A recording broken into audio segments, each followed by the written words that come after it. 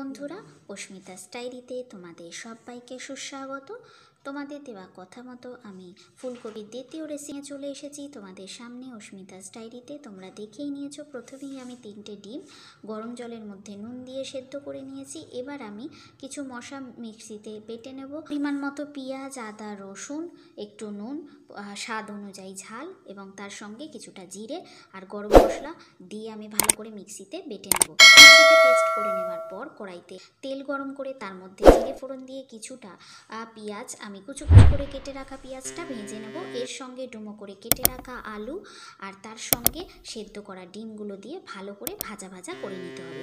তোমরা দেখিয়ে নিয়েছো, প্রথম রেসিপিতে আমি দেখিয়ে দিয়েছিলাম ফুলকপির ডাঁটার সাথে কিছু ফুলকপিও কিন্তু আমি সেদ্ধ করে রেখেছিলাম। সেই সেদ্ধ করে রাখা ফুলকপিটা আমি ভালো করে এখানে দিয়ে নেব। স্বাদের জন্য একটুখানি মিষ্টিও কিন্তু এর সাথে আমি অ্যাড করে দেবো।